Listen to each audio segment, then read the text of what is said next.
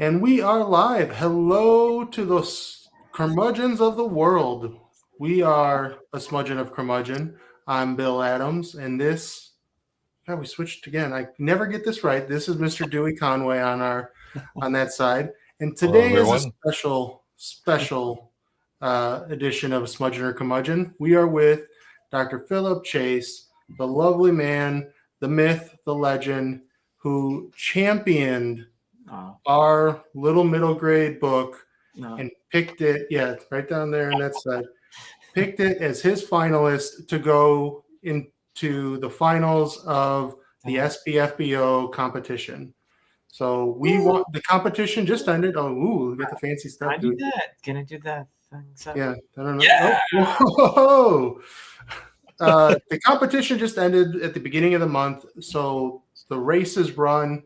We'll get into the comp a little bit, but we wanted to just celebrate with getting that to the finals, being the first in a 10-year history middle grade book to make it to the finals, and to just talk with Dr. Chase, reach behind the scenes a little bit here. Well, we'll keep it PG and nice. We won't air any grievances or anything. But thank you, Dr. Chase, for joining us. Appreciate you coming back to join us. Yes, Alex, who is right. He is right. You are the first double curmudgeon to be on the show. So really? Yeah. Wow. I'm incredibly honored. Wow. So thank you. But so with SPFBO being over, how do you feel as one of the 10 judges? Well, first things first, I first want to thank you both for inviting me here. I really enjoyed our last chat a lot, and I'm happy to be back. And I feel that I also need to acknowledge one of my entire team, really. I had a wonderful team of individuals who really made a huge difference for me this time. The first year, SPFBO 9, I did the whole thing by myself, and boy, is that a lot of reading. 30 books. So I got 30 books to read, and then I had to read 9 more afterwards because I'd read the other finalists. So yeah, that was a lot. So I really am very grateful to my wonderful team. And Brian Bell, I have to mention him specifically because he is the one who, among the team members, forwarded the Tenacious Tale of Tanna, the Tendersword. And so he's actually, I have to give him credit. He's the one who had the vision that this is a deserving book, first of all. Thank you. The idea that this is the first ever, and I didn't know this either. I didn't know we were making history here. But yeah, we did. The first ever middle grade fantasy to be forwarded as a finalist, as one of the 10 finalists for the SPFBO contest. And that was Brian's vision, really, because he gave it to me as one of my semifinalists, and I read it and I was just delighted by the whole thing and thought, wow, this is wonderful. It really accomplishes what you two, I think, set out to do beautifully. And that is one of my main criteria when I'm trying to evaluate a book. I'm trying to say to myself, well, how well does this book accomplish what it's trying to be? This is trying to be a middle grade fantasy. And I'm in my 50s, so I'm not the target audience exactly. But I have that inner child in me still. I hope. But I do think that it accomplished its goal magnificently, and I had a delightful time reading it. I laughed, and I had a wonderful time with the bonding between the two main characters, and just wonderful stuff. So it won me over, and I'm very proud of the fact that my team and I were able to forward it as a finalist for SPFBOX. And congratulations, you guys. And there were other judges who really loved it too. You got some great reviews. Hopefully you got some sales out of it. I mean, let's just talk to, this is where the rubber meets the road, right? How did you guys, did the contest actually help you guys in any way, or what's your assessment of that? Do you want to answer that one? Yeah, sure. One thing that I think really came out of this was just getting it visibility and getting it into the hands of people. Because when we first started, not that this is more of a metric of how people are reacting to it for sure. It's not so much success, but when you when we started with SPFBO, it was Goodreads. We had like what 20 ratings, 18. maybe. 18. Okay, yeah, 18 ratings, and now after SPFBO, right, we hit the 90 mark. Okay. Which I thought Close to was 100. pretty significant, and 50 actual reviews, and a few of those are from kids. And so, and that's kind of the challenge we run, is that is our target audience, and generally kids don't leave a Goodreads review. Yeah. But in fact, one of them that we had, it was an assignment. Oh, really? Yeah. It sounds like it was an assignment, and I just thought that was cute. Yeah. But I would say that particular part of it, just getting that visibility there, and it stayed pretty high in the ratings. So I'm Great, seeing great. it as being responded to positively. Yeah. I think that would not have happened without the visibility from SPFBO. To be quite honest, I don't think that we would be anywhere near 100, which I'm hoping we'll get to. Well, that's what I was going to say, is let's get this book over 100, Yeah. That would be awesome. And as far as sales go, it's we're doing pretty good with the sales. It's obviously a shorter book. So as you know, being a self-published author, the shorter books tend to appeal to a lot of readers. But because of Dewey's amazing artwork within, we've been getting a lot of parents buying these for their kids, or aunts and uncles buying them for their nephews and nieces and stuff. So that has been the greatest thing that's happened out of this whole thing, is getting it, like Dewey said, getting it into the hands of kids.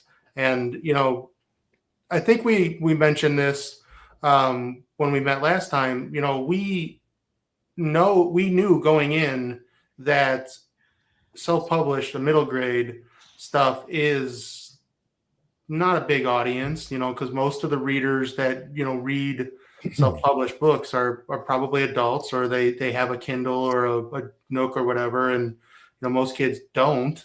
So we were kind of facing that uphill battle. And you and Brian, thank you to Brian, like, more than anything, too, getting us to that finals, like even just getting a semifinals, that helped boost us a little bit too. And then getting into the finals, in that super secret Discord of all the finalists, like all of them are, pretty good people and great people. And like a bunch of them were like, we love your book, it's great, so it was awesome. Like, this whole competition was really, really awesome. It was a learning curve for both of us. Yeah. It also was a very humbling experience at times. Oh yeah, I mean, anytime you put anything out in the public, you better be ready to be criticized. Yeah. There was a few things.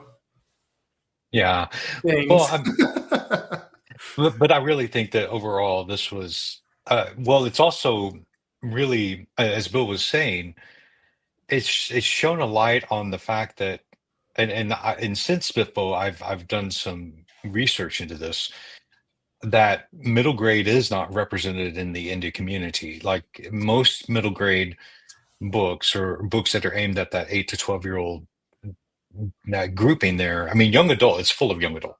Indie community, you have plenty of that. But when you're looking at middle grade, most middle grade authors that I found that were, that had fully published books, and they looked great, 62,000, like good books, were agented, or they were in groups that were part of the trad industry. And it's really, I had a lot of trouble. I have trouble, in fact, now. And if anyone's listening to this and you're a middle grade author and you're an indie author as well, please reach out. I would love to meet. Bill and I, we've talked in the background, like, really want to meet some great middle grade authors. I mean, I know of one, SRRQE, I don't know if he's here or not, but other than him, I can't find any. Fantasy wise, it's. I think there were two middle grade books in the SPFBO 300. Okay. I think I remember seeing two or more. middle grade, younger YA style. But Yeah. It's hard. I mean, look, it's just any self-published indie author can tell you that the hardest part of this whole thing, as much as we put our blood and sweat and tears into the writing of these books, it's the marketing. And that is just the most difficult portion of all of this. And the contest has previously done a great job of shining a light on self-published fantasy, but it's all adult up till now, right? Yeah. So this is not yet a place where people are looking necessarily for middle grade fantasy. So you're pioneers in that sense here, and hopefully there will be some to follow. I hope. I hope the message has gone out that, hey, middle grade can actually get some traction if it's done really well. It should be considered as a finalist. So hopefully we're carving out a little bit of a space here for your fellow middle grade self-published fantasy authors. I hope, but it's tough. It's just marketing, getting the word out. You can write the most beautiful book in the whole world, but getting people to hear about it, that is really hard. And there's only like a small window to get people to. That's one of the weird things about this is like you're marketing every single day or doing something every single day, but you're only reaching a certain amount of people. Right. So it's just it's a weird game, weird thing. But this whole journey, and again, I go back to it, and me and Dewey, we talked about it the whole time, is we were just incredibly lucky to get Brian as our sub judge, because and this is not a knock to anybody's other judges' judging style, but I really appreciated Brian saying, I'm going to read all the books in my subgroup and put my biases aside and completely judge on the merit. And he picked us, which was amazing. And then, obviously you did too. So we just were really lucky. I mean, I don't think we would have passed the mustard in some of these other judging groups, which is perfectly fine. But it's just there's a lot of luck in these contests. Let's be honest. There's a lot of luck. I'm sure raises a very good question here. What are your thoughts on how to judge book competitions fairly?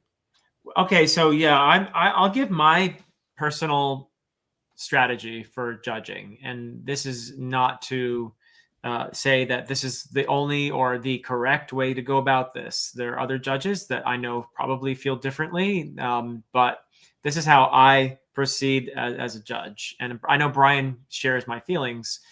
I actually did give that book I signed the books to my team, and I didn't know anything about your book, honestly, except that it looked middle grade or whatever. I mean, you could tell long title. It looked funny and looked fun, and I thought Brian was probably would be receptive to that kind of thing. So I deliberately put it in his group, actually. Oh, good. So, but as a judge, my feeling for myself, I'm not prescribing anything here, I just want to make that clear, is that I try to set aside as much as I can, and no one can do this 100%, but as much as I can, I try to set aside my personal biases. So I love epic fantasy. That's my wheelhouse. Epic fantasy is my thing. That's my jam. I love epic fantasy.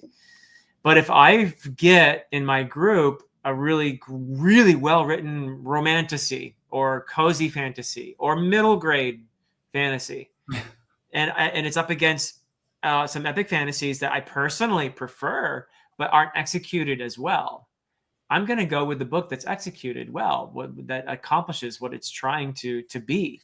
I'm going to go with the one that's well written. And there are, I hear a lot of people say that you can't be objective when you're judging book. I disagree very strongly. Actually, you can be more objective. It's like a spectrum. No one can be completely objective. I'll agree with that much. But there are criteria that you can use, and I teach this stuff to my intro to lit students every single semester, right? So what kind of narrator do you have? Do you have a first-person narrator? Do you have a third-person narrator? If it's third person, is it omniscient, or is it limited omniscient, or is it objective? And why does that matter? Why does the author's choice of narrator matter? That the choice of narrator usually is very informative and can help lead you to some insights into the themes of the story, for example. Or let's talk about the characters. Are they flat or round? Are they static or dynamic? You know, what are their character arcs? What are the themes? Do they have any epiphanies? And how does these epiphanies relate to the themes? You can talk about the setting. You can talk about the symbols in the story. You can talk about the title. There are any number of things you can objectively discuss and admire as features of storytelling. And none of that is, oh, I like this book, therefore it's good. Or I didn't like this book. This is not my personal thing. I only like epic fantasy. So this is not an epic fantasy, therefore not good, right? I think that's not how I want to be as a judge, right? I want to be, as much as I can, I want to be objective as a judge and rate a book according to what it's trying to be. And I think that does require a certain amount of putting yourself in someone else's shoes a little bit, right? And that's a good skill to have, right? If every book in the world were written the way I like books, my goodness, it would be a boring world, right? So, not that I don't have great taste, but right. Well, to follow that up with, and again, two parts. So I was a judge in the Sphinx competition, which is the novella comp, spec fiction comp. Yeah. While this was going on. But our team, we decided we wanted to be, like you, as objective as possible. So we created this rubric, lived and died by that rubric. And it worked. You have a rubric that helps. Yeah. And, that was before we even made the finals when I made that up. But the second part, a follow-up question is, do you think that you also being an author might help your judging abilities because you understand what the story is trying to do, how you're trying to build it, like that and all that stuff? I think so. I would like to think so. I think being an English professor for nearly 30 years helps. Having gone on my own writing journey in terms of creative writing, not academic writing. I've been doing that much longer, but in terms of creative writing, I've been doing that since 2004. Yeah. So yes, the answer is yes. More importantly, maybe even, I think it makes me a little more empathetic. My personal, again, this is just me. I'm not telling people how to do this. There are different, totally valid approaches to judging.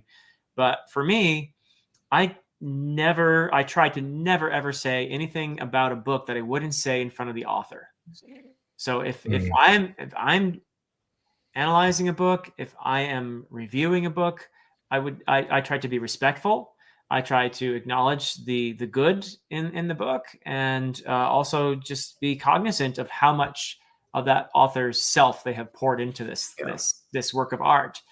And that, I think, is important to me. And I think that is definitely coming from my own experience as an author and realizing, wow, okay, I can see that this person put a lot of effort into this. Maybe there are things I could be critical of, but I'm going to do that in a way that I hope it comes across as respectful and also as constructive. I try to be constructive in my criticism as well. Yeah.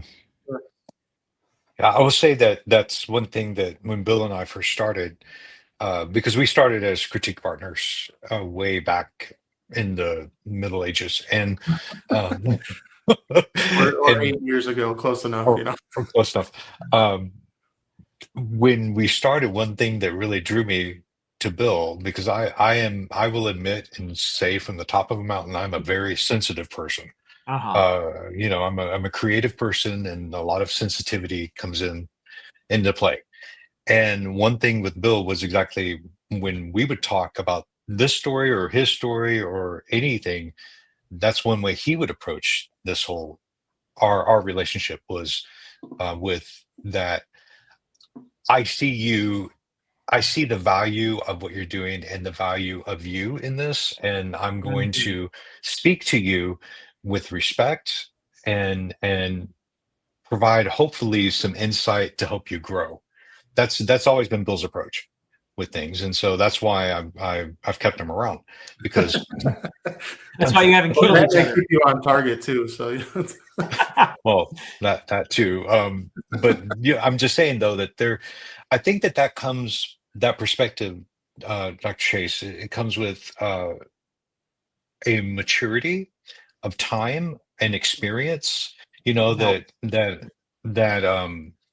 and also having to go through it yourself. So having to be on the receiving end of things where it's like, oh, I just feel like 2 inches tall now, like whether that be at work or in your personal life or whatever, where there's some kind of criticism going on.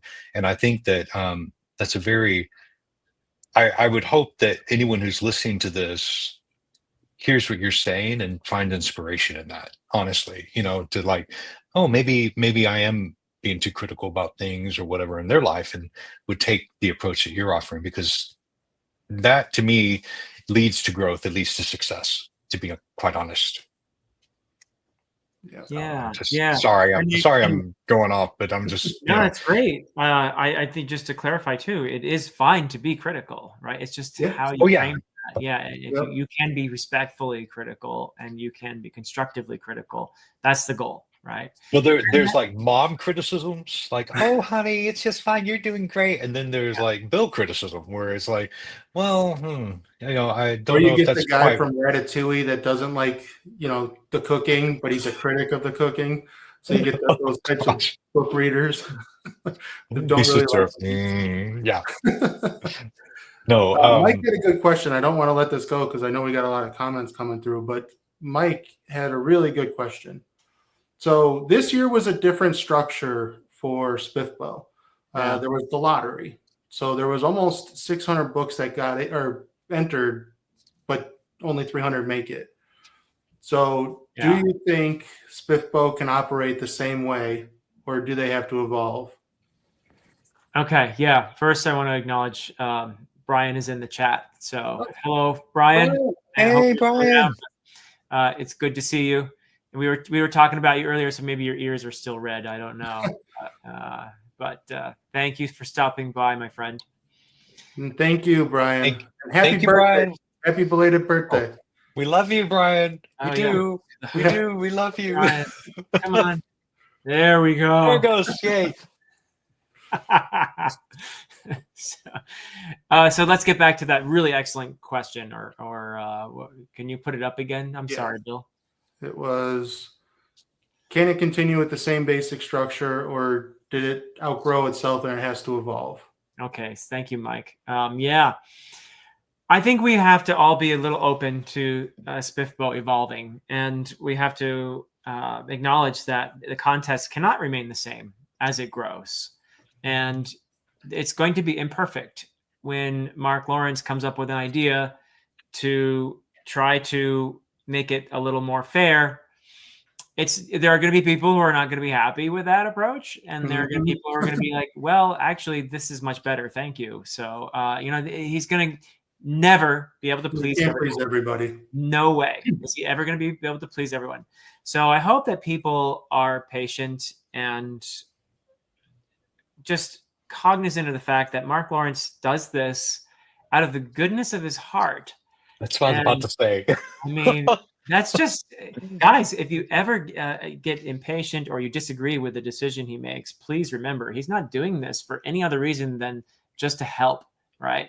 Yep. So I think that we have to be, as much as possible, even if you disagree with the decision that he makes in terms of how to structure the contest, be respectful and ultimately understand that while it may seem like it puts you at a disadvantage, it's going to be helping other people. He doesn't do this because he wants to put anyone at a disadvantage. He's trying to make it more fair for more people. So he may have a need to tweak it in the future as well. But and there's just no way as it becomes. Yeah, I was surprised too at the backlash. I thought that was very. Most people expressed their displeasure in a way that was respectful enough, but a few people went really thought overboard on that. And the whole SPFB no or whatever it was. Yeah, so like 2 days, but then it went on for like 6 months.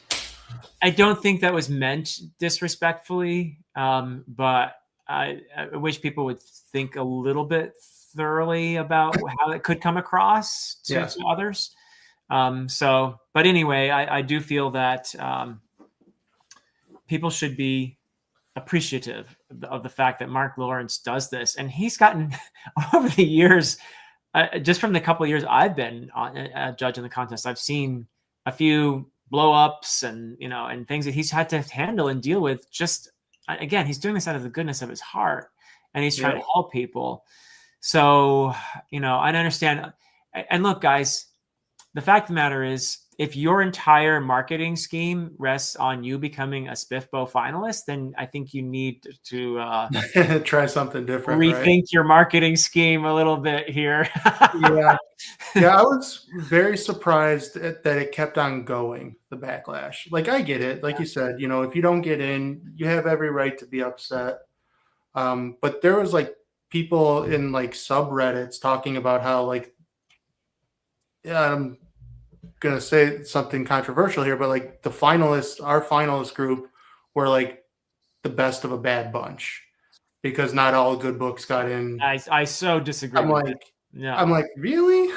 That's sour grapes. That's sour grapes right there. Yeah, I'm like, well, that's one reason why I don't like Reddit, but because people come out and say stupid stuff. But like, come on, we as finalists, like I've read half of them. I didn't get through all of them yet, but they're all great books. I mean, I didn't read a single. Obviously, if you're going to make a finals, you got to have a good book in there. Yeah, and all of them are well written. Yeah. And I loved your videos. Your video reviews were very, very good. And again, I like your review style.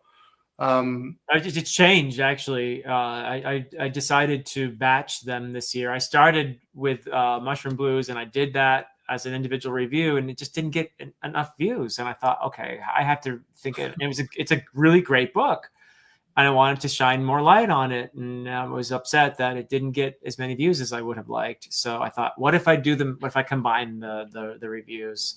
Let's just try that, because Bookborn did that, and she's a lot cleverer than I am. So when she was a judge, that's what she did. And I thought, all right, let's try it. And it did work. I got a lot more views on each of those two subsequent videos where I did 4 and 4.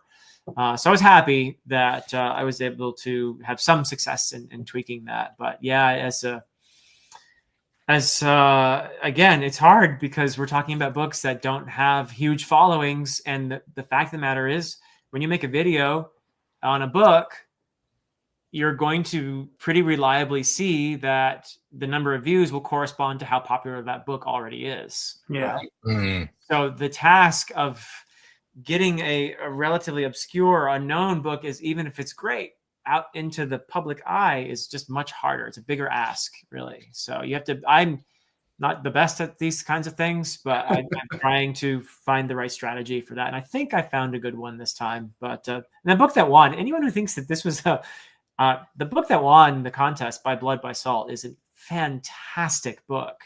It is a really just, I'm shocked that it's a debut. Because it has such a mature authorial voice, and it's so well written, just fantastic. Blew me away, and wow. I think that I'm shocked that no publisher hasn't already swooped in and grabbed it, or I don't know. I didn't know. I don't really know J.L. Odom at all. But she wrote a marvelous book, and I don't know the history of how it came out or anything like that. But I'm shocked that I don't know if she even tried to get it published traditionally. She's a pretty humble person, and it's not I love that she didn't do a lot of advertising or post, or, you don't see her presence all the time. And when she's just like, I'm shaking, like it's that true, just, I can't believe this is happening kind of reaction. And it's so pure and authentic. And when she got it, honestly, I personally was like, I'm so happy. I'm so glad that, a book like that got it, because you can tell that and from an interview I've seen with her, and just from what I've heard, she's such a good person. And so it's good to have, that also, as an author, just a humble, good, decent author trying their best to get their story out, and then boom, it explodes like this, and It's so cool. Yeah. It was Yeah, cool. I'm glad you brought her up because that was gonna be my next question to you. Ah. Is By Blood by Salt was a tie between That's right. that book and Mushroom Blues, Yes. and Yeah. I'm not saying, but I'm saying you basically gave her the win or brought her up to that because I mean, I don't know. It if just you look at the I mean, review it looks numbers, that though, way. she got knocked down pretty Yeah. far, and then She your had review one pretty negative review Yeah. in terms of the rating she got, and I don't look at that actually. I'm not. I don't do math. I don't look at the math. I give this book a score that I think it deserves, and I had no idea that it was going to tie Mushroom Blues as a result of my score that I gave it. I actually had no clue, and so it was weird that when I found out. See, Mike, it was weird when I found out that that's what happened, and I thought, oh well, this just got a lot more interesting. Yeah, in the super secret finalist Discord, we were like all just like refreshing Facebook, like the Facebook group every morning, like ridiculous. We're all like, because they came hot and heavy towards the end, all the reviews and the scores, and you could tell even Mark was getting like antsy because he like every single day he would make a post like, we only got this many days left, come on, nudge nudge.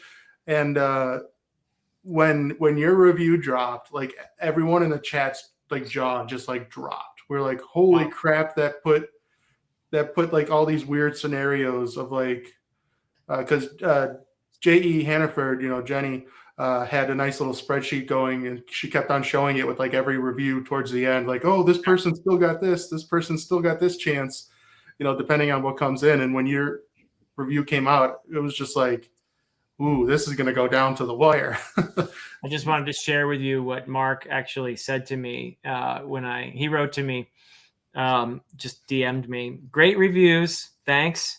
And it puts everything on a knife edge. And there's a little smiley face. And I wrote back and I said, fantasy readers like knife edges, right? What I think though with your review with By Blood by Salt is your review gives it there's a validation there, like it's coming from you. Like it was so cool to see that 9 hit because I was like I sat up to attention going, whoa, wait a minute, that means something. That means this book is hot. Like it's a great book. It's a great book. You said it was like the best book you've read in like the last couple of years. That's saying a lot. For SPFBOX, yes, absolutely. Yeah. That's something. So if anyone is listening, definitely check that one out. Well, after you read The Tenacious Tale of Tanna. I mean, check them all out. They're all pretty, like the ones I've read all are the all finalists. good, and I got the other ones. I'm still working my way through them. They're all we got the shortest one, luckily. I mean, I think that's why we had so many scores waiting till the end, is because we were the smallest one. I have to say that I feel very strongly that all the other judges should thank me for forwarding a beautiful and but short relative to the others, because some of these were chonkers. Yeah. These were some long books, let me tell you. And it's 700 pages of like 3 of them were 700 pages. Fantasy, but whoa, let me tell you, I had to do a lot of reading. I jest, but it did occur to me a couple times as I was reading these 800-page books. I was like, look, I gave you a middle grade, like, what is it, 200, 300 pages? 200. Yeah, it's like 270. Yeah. With pictures. With pictures on a lot of them. Yeah. That's really funny. And then you gave me this 800-page door stopper. Come on. Yeah. Oh my gosh, that's funny. Well, Dr. Chase, we know that you don't have a lot of time with us tonight, so I do want to respect your time. But is there anything, like, I know that SPFBOX is going to launch in January, right? So Champions League, are you doing the Champions League? I am a judge for the Champions League. Yes. That's what I was about to ask, was like, are you participating with that? And so you are. Wow. So that should be interesting. How many of the finalists have you read or the winners have you read? I've only read the last two. Okay. So I By Blood, by Salt, and last year's, which actually was the finalist that I forwarded. Yep. Murder at Spindle Manor. So I don't think I've read the others yet, but I'm really happy because there are books that have won that I've been wanting to read for a long time. I've got Sword of Kaigen right here on my shelf, there are, and the others I've been wanting to read some of these authors for a long time. So I'm really happy to be part of the Champions League. Yeah. Do you think that are you an audiobook person? Do you like to listen? And I just started to listen to audiobooks. I'm an audiobook newbie, I guess you could say. I just listened to Lord of the Rings, which I'm intimately familiar with, narrated by Andy Serkis. Yeah, I was gonna say, didn't Andy Serkis do the? Yeah. Oh, a marvelous performance. And it's the first time I ever listened to an audiobook and got through it was when I listened to Alan Walker do my first book, The Way of a Dan. And I didn't think I'd ever get through an audiobook. I was definitely not a snob. I tried and I fell asleep or whatever. And I kept having to rewind and I got frustrated. It was like, it's just not for me. Okay. And then I listened to Alan narrate my book and I was delighted and I had a great time. And I thought, wow, they can be this entertaining and fun. Okay, let me try another one. I did Andy Serkis's narration in Lord of the Rings, finished it a week or two ago. And now I'm listening to another series. You notice I'm doing things that are very familiar to me because I think it helps me to not worry about missing something. I'm a little more at ease about that. So I'm doing the First Law trilogy by Joe Abercrombie, narrated by Stephen Pacey, who's also just brilliant, really talented narrator as well. So I hope he makes Jezebel not as punchable as he is when you're reading it. Oh, well, it's impossible to make him not punchable. Yeah, that's very true. He is one of my least favorite characters of any book I've ever read. Then Abercrombie did his job pretty well, I'd say. Yeah, he did. I was just thinking, if you are an audiobook person, certainly by now the first 8 books have audiobooks out for them, so that might help speed things up. I don't know. I was just kind of throwing that out there. I mean, that might be something to consider. But then, are you planning to judge for the SPFBOX 11? 11? I haven't made a decision on that yet. At a certain point, I'm putting out my own. I put out the Adan trilogy. I'm putting out a sequel to the Adan trilogy this year, and these are the books that I wrote over the last 20 years or so. And now I need to write something new. Yeah. And that takes a whole lot more energy than just editing my books up and everything. So I can foresee a time when I will probably need to do less reviewing and judging and all of that, though I love it. And I need to focus more on the writing, my own writing. So that I haven't decided yet if next year is the year when I really dig in and all of that, but that it's a possibility. I haven't. I've signed up for the Champions League, so I will be doing that. Who knows? Did you submit The Way of a Dan? I couldn't because I was a judge. No, but you didn't do it in years past? No, I published it in 2023, and that's when I started to be a judge. So if you don't do it, are you going to enter it in the next one? I still feel like I wouldn't feel quite right about submitting it to SPFBO just because I've been a judge for the last couple of years. It feels a little too close. I maybe would consider submitting something in a few years let's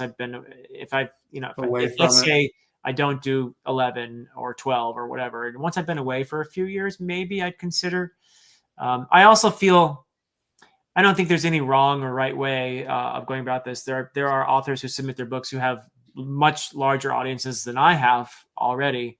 But I also feel sometimes like I'm lucky enough that I built up this YouTube channel and I have a bit of an audience, and I feel like I'm lucky, and I would hate to take a place away from somebody who has a very deserving book, but doesn't have much of an audience yet. So I kind of feel tiny bit guilty, maybe. I don't know, submitting my book when I already have an established audience of a sort, at least, for a self-published author. I feel like I'm doing all right. And do I need the contest to shine a light on my book? Well, it would be super nice. Yeah. But I don't know. I haven't thought about it really. So basically, you're telling me you're a good person without telling me you're a good person. Oh, well, I don't know about that, but I pay attention to my guilt, I guess. So. Yeah. Well, I guess to close out, just do you have any advice for anyone who's going to be considering entering SPFBO 11? Yeah, I do. Please be aware that you may be one of the lucky ones, and if your book is selected, and who knows how many people will submit. The contest gets bigger every year. Yep. But also, if you're not, please be gracious and congratulate the people who got in and try again the next year. Yeah.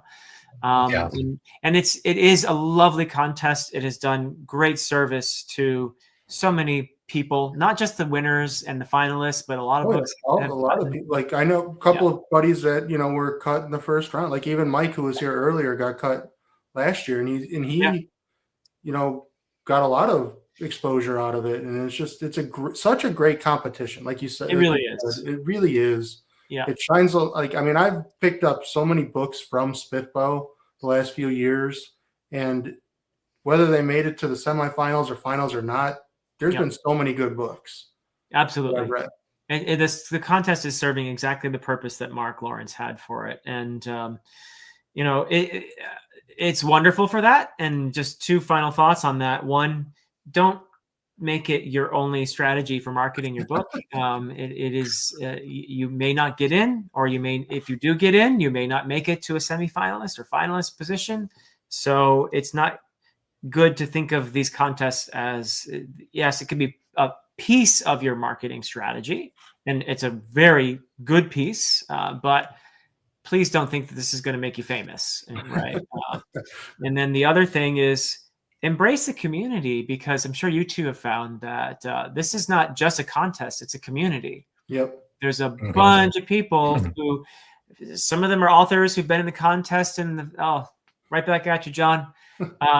People in the contest who've been part of it in the past, and they choose to stay involved on the SPFBO Facebook and or wherever they cheer on the books and the authors, and so I'm sure you found that you have a certain rapport, a certain relationship with your fellow finalists at this point, right? Which is just lovely. Definitely agree with that one. Like it's a weird feeling, because I just started doing Discord a couple years, like the last year, and being in a group with them going through this process has been very therapeutic and cathartic, because like when reviews would drop, the less than stellar reviews, we would all circle the wagons and be like, come on, it's okay, it's going to be okay type thing. And the community is just awesome. And then like even being in the community with the previous year's finalists, because there's a Discord for that group too. That one has been great as well, because there's some heavy hitters in there. Like ML Wang is one of the nicest people that I've met in this game, and they put together this awesome finalist sale every year, which was kind of cool. So like we were able to rub shoulders with those big books that have been the names for the last few years. So it's just been really cool. Like you said, the community is just really, really cool, and this was just really fun. And again, I go back to say it again, we got really lucky. It's kind of fun to say we're this plucky little middle grade book that got to the finals and got to hang out with the big boys and hang at their table. I'm going to disagree with you, Bill. You didn't get lucky. You two wrote a really great book, and that's why you got where you were. So everybody should check it out. Anybody who has a childlike spirit within them or is a child should check it out. It is a beautiful little story that has a lot of pluck. It has a lot of courage. It has a wonderful relationship between those characters, a lot of whimsy. just so much going for it. And I congratulate you two on accomplishing this. It's just a beautiful story. Well, thank you. Thank you. And I also want to thank Mark Lawrence for starting the thing. Like, it's really hard to keep that in perspective, that you're right. This was just it's almost like a passion project of his. He's just kind of, and it kind of took off, and it's just something that supports this community. So, I want to thank him, and thank you again for. And you will definitely be one of the first people to receive Tanna 2 when it comes out. You and Brian. Right. Hopefully in the end of this year we'll have that ready. All right, that is good news. Do we have the title yet? Can you tell the title? Oh yeah. The Quizzical Quandary of Tanna the Quest Seeker. I love it. There's going to be a lot more of the Academy. I hope Beldefort is still hanging in there. Oh yeah, he's the POV for sure. Okay. Darnicus is going to be a bigger player. The assistant sub out of Abbott Darnicus. Yeah, he's going to be. Yeah, no spoilers. We're not going to be spoiled. We're not going to spoil it. Yeah, but we did decide. I will say this for the last second. Me and Dewey did decide we're not going to do a trilogy. We're going to make this a 5-book series. All right. Because the story got big. It got big. So good. Yeah, more the better. So but Philip, thank you again for joining us. Thank you for being such a great champion of the community, the indie community, and just being such an awesome person. And like I said, you think we're not lucky, but we are lucky that we got you and Brian, and we get to hang out with you like doing this stuff. So we appreciate you forever and ever. Thank you for joining. And good luck with the new release. I'm eagerly looking forward to it. I have to still read the book 2 and 3 of your trilogy, but I'm working my way towards it. And I have to read Vaughn's book. Like Mike Roberti keeps telling me that Vaughn is such an underrated book, and I need to The Severing Sun. The first book in the Sundered Nation trilogy. I've read that and Bold Ascension. I have still not yet read the third book, which is out now, and Destiny's Doom. I'm really excited. It's a historical fantasy. Goths meet Romans, I guess you could say. Vibe. Yeah. And great stuff. I love it. I love Vaughn's books too. Yeah. I know we're running out of time. I'm sorry. Did you read Abel's book yet? Not yet. I haven't read Abel's. Not yet. It was a good one. Definitely on my radar, though. It was a good one. Yeah. There's another good guy. Different. It's an interesting style, like structure. It was multiple points of view, but there's like in parts, and then they come together. So it's kind of a interesting structure, but really good book. Yeah. Another great member of my team too, by the way. Yep. Yeah. Exactly. That's why I brought it up. But everyone, thank you for joining us. The chat was awesome. We appreciate you all coming. And again, Philip, thanks for joining us. And congratulations on another SPFBO for you. Yeah. It's been a great experience. So I get to read cool books. Yeah.